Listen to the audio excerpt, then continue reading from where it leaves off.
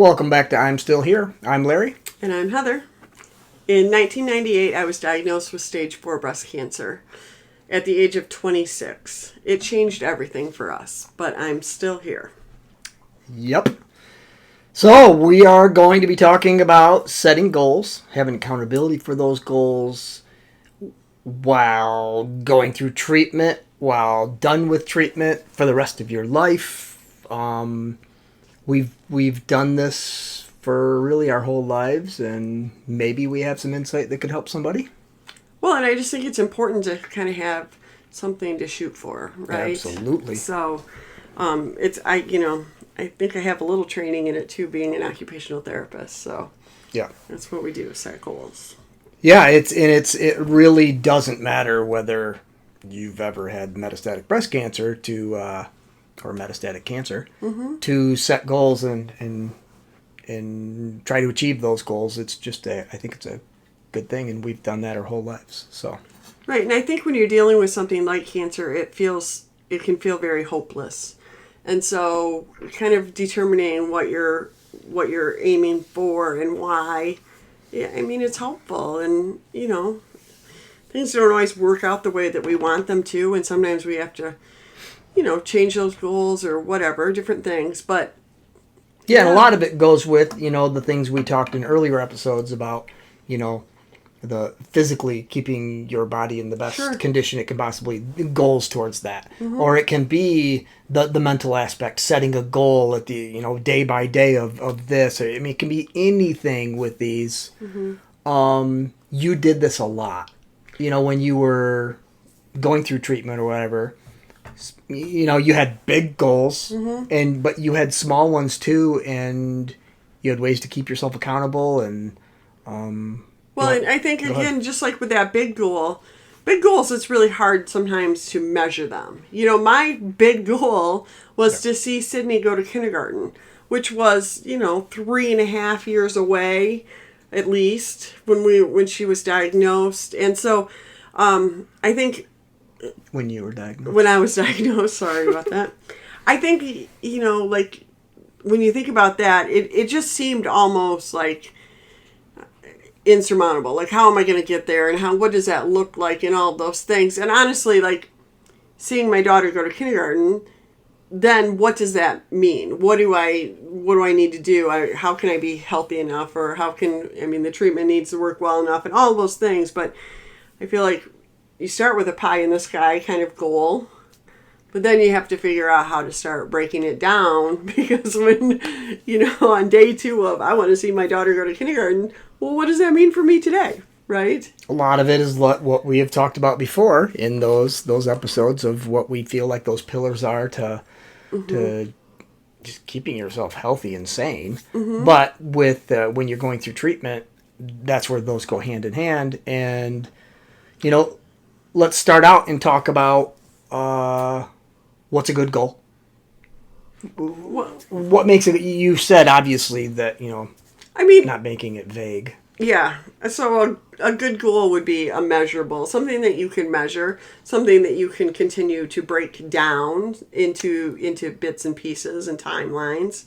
I think it's got to be something that really matters to you. Something that is that maybe you are willing to go, oh, I don't feel like it, but that goal is really important. Getting there, I'll be, is just important to me. I remember, and sometimes they don't even have to be something that is truly completely connected. And I say that when we were trying to adopt Ty. And I remember I would get on the treadmill and I would walk or whatever. I'd be trying to, work out. And I would always just think it's 1 mile closer to Ty. You know what I mean? Just, it's 1 mile closer. And it's things like that. It's just kind of tying in, I think for, many of us, especially with health concerns, what do we want? Longevity and to see milestones and those kind of things, so. Yeah.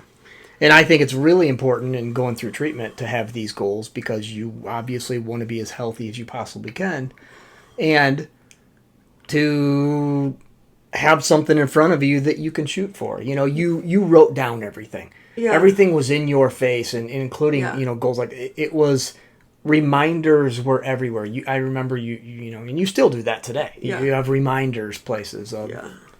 Some of them are goals. Some of them are just. Yeah. Yeah, but it's also, I think, not waiting until after. I think a lot of times we kind of say, well, I'll do it after this. I'll do it after treatment. I'll do it after. And it's okay to be thinking about goals right then. And it's okay to be... I think it's more than okay. I think you should do it. It's a really positive thing from the mental standpoint. I agree with that. I think it also kind of brings into some of that old life that you might be missing in terms of working towards something. So now, like, it doesn't have to be perfect during treatment by any means. And we can talk a little bit more about that. But, like, why wait? So. Yeah, I don't have the experience of going through treatment, but I do have the experience of feeling like shit and getting up and feeling crappy or being sick, getting have a cold or something like that. And when I work out, I feel a billion times better.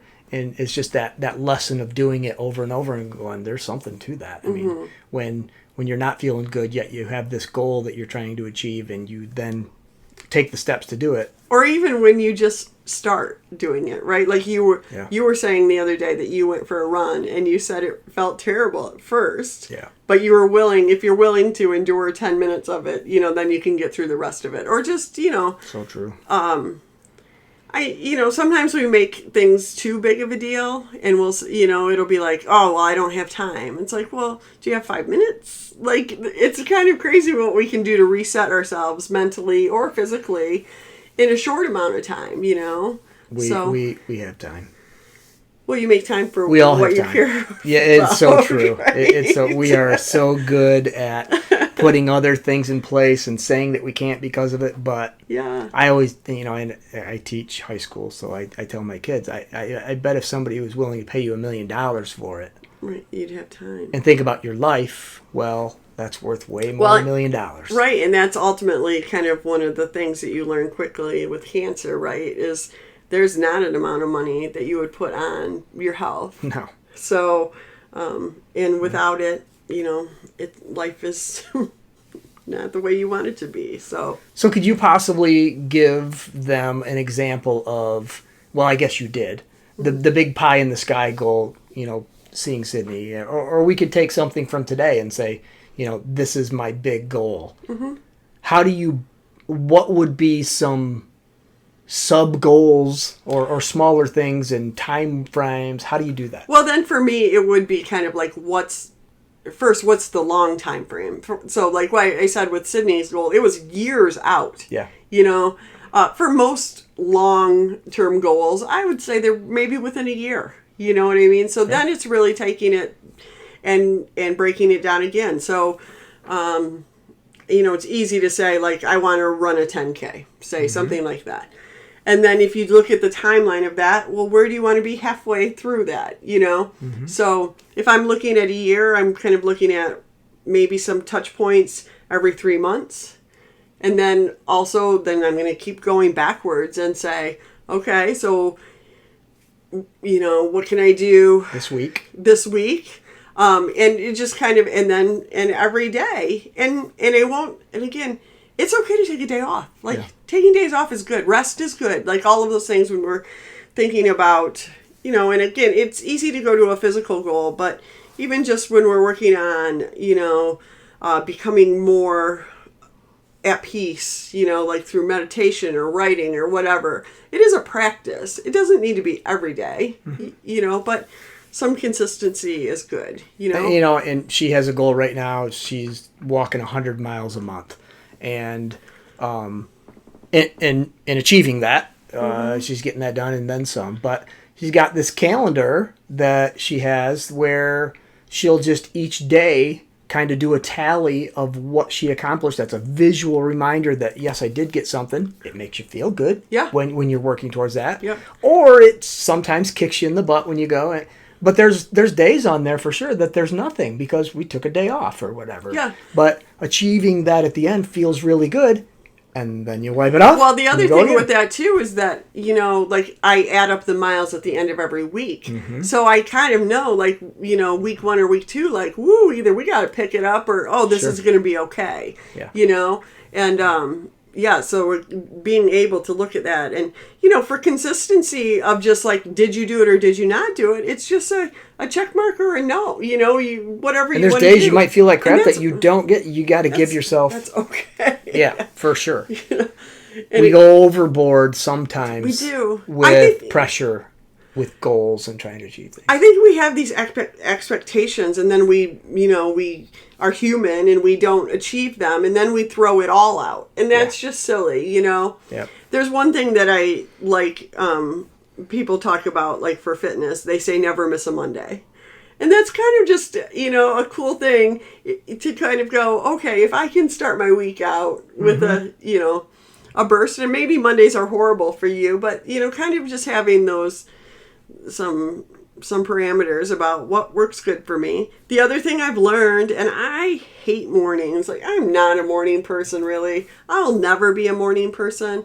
But the fact is, working on setting up my day so that the first part of my day is for me to achieve some success in terms of either working out, meditating, all of that kind of stuff. It's true. Getting something done and checked off the list. Yes. It truly impacts how the rest of my day goes, you know? And I was thinking, setting goals, it's not all just workout stuff. We've been given those examples, but it could be that, because of you going through treatment, you're falling behind on the organization of your house and your bills and your life, that the kids, and they need this. Well, it could be a goal within 1 month. You're going to have an organizational structure where all of that has a system, and we all know with a system we function better, that has a system and that you can go forward with. Well, you got a month to research that and put some things in place and buy some tools that you might need, and do, that can be a goal as an example. It's not all just what we eat and what we work out, No, but even like with eating, you can set a goal, not that you're going to never have ice cream or whatever, but that you're going to eat more fruits and vegetables or something like that, So I think a lot of times we look at like depriving ourselves when really there's so many things that we can do in addition. Can we carve out the time? When I was going through treatment, it was really important to me to have quiet time every day to read through my notebook.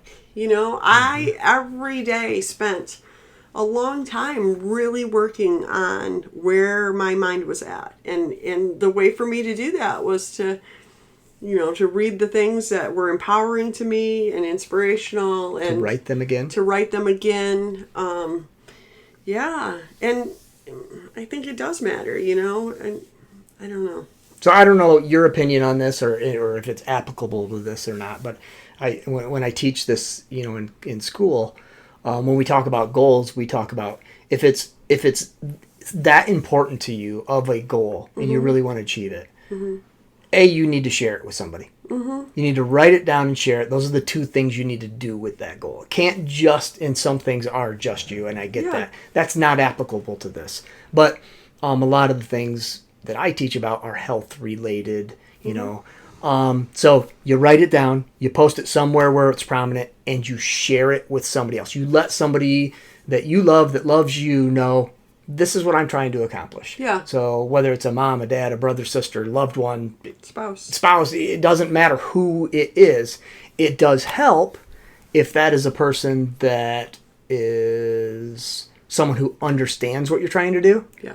And number two is kind of accountability person. Yeah. I definitely have friends who are very much accountability people. You have different kinds of people in your life. I talked to Christy. Christy's a come alongside person, and I'll do it with you. But she's, I have other friends who are like, what'd you get done? Or what are you working on now? And I really appreciate that. There's different rules for different people. And you can ask people to do that. And I guess we're going right into accountability now. Is that what we're doing?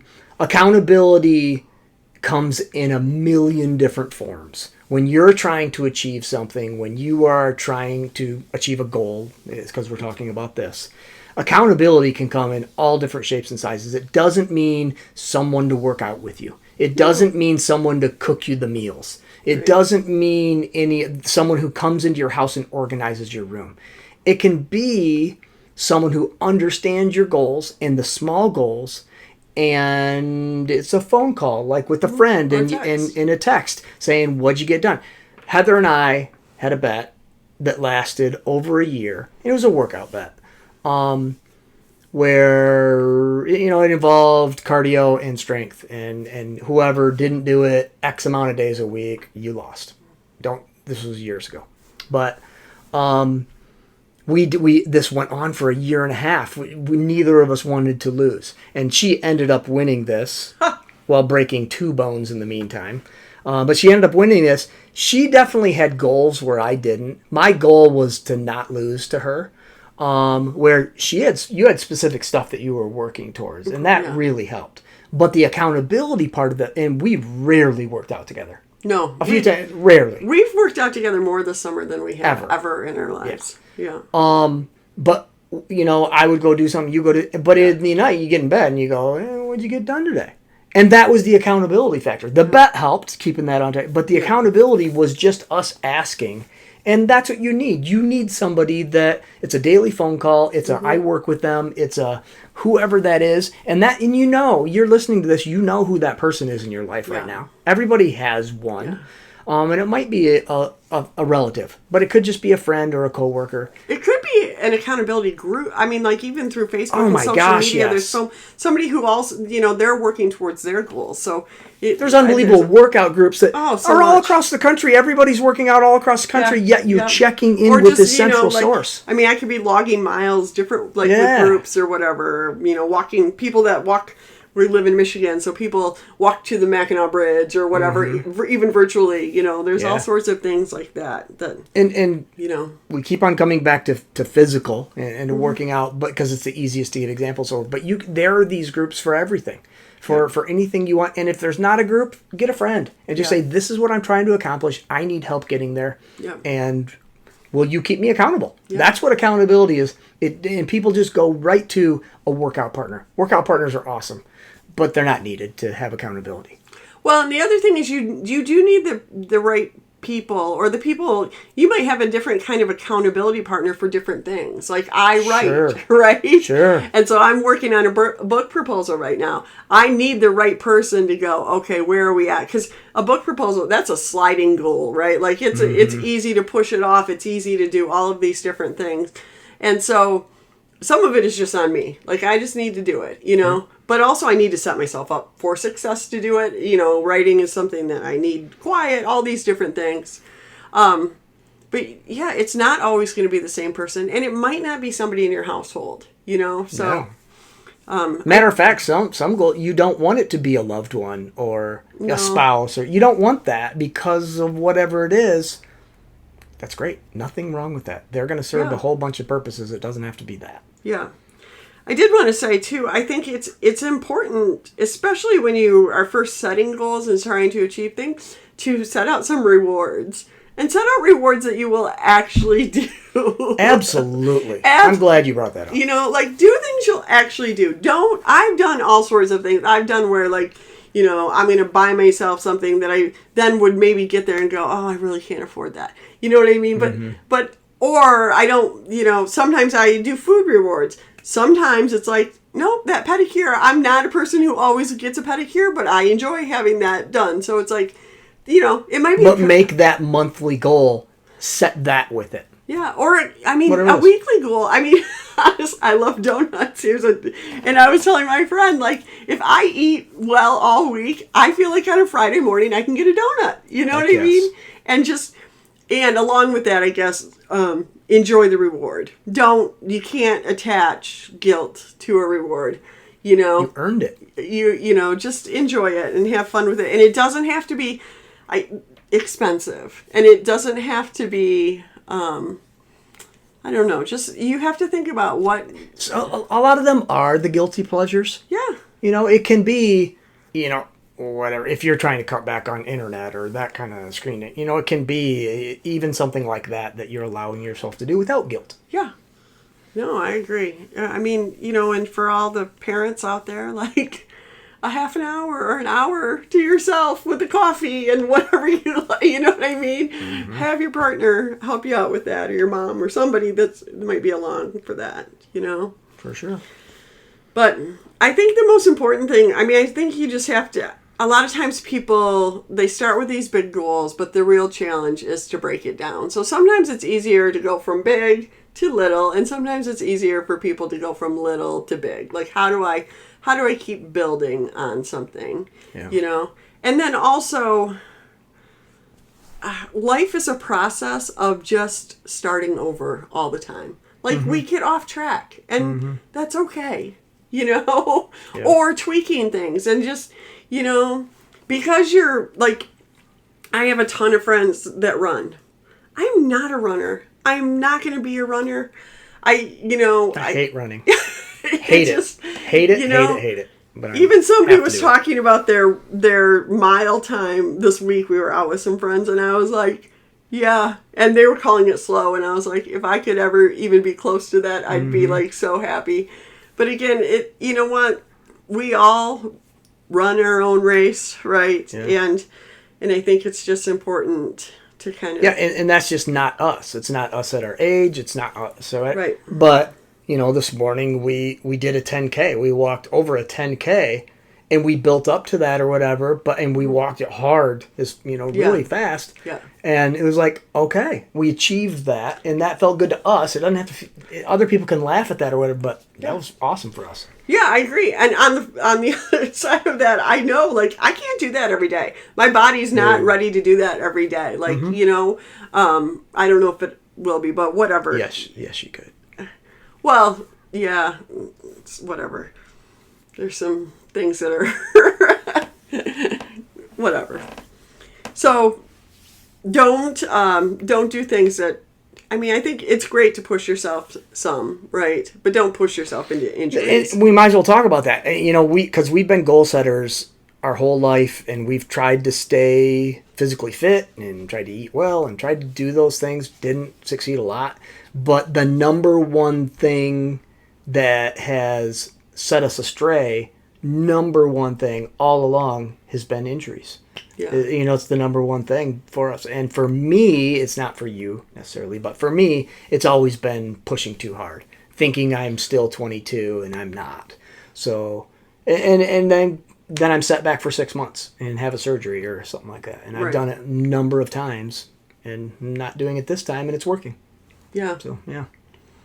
Yeah, we're all unique individuals. We all like different types of things, too, when it comes to wellness. There's a lot of ways to do wellness, and just because you see your neighbor running down the road and think, wow, that's great, doesn't mean that's the right thing for you to do, No. And especially during treatment. Well, and that's, yes. Do what you can do. Do what you can do. But you know what? Make goals. Get up. Say, I'm going to get up 10 times today. I'm going to get up and walk around the house. Yeah. It can be that, post-chemo or whatever you're going through. It can be minor things, but set a goal that day. Yeah. And then check it off. Yeah. And then let people know. Yeah, I agree. I mean, I think, every day that you can get up and do something you want to. I mean, having been sidelined so many times in life, I do literally, on a day that I wake up fairly pain-free and not nauseous and everything else, I go, I should take advantage of this day. For sure. That's a perspective that you get from things like cancer that a lot of people don't get. So it's worth using. But yeah, we just wanted to kind of talk about that a little bit. So, yeah, and I hope you do. I hope you set a goal today. I hope you think about it, and I hope you... But don't forget, setting that goal without the accountability, I'll give you a week. Yeah. Seriously, you're going to quit. You're not going to I guarantee you're not going to last a month without the accountability.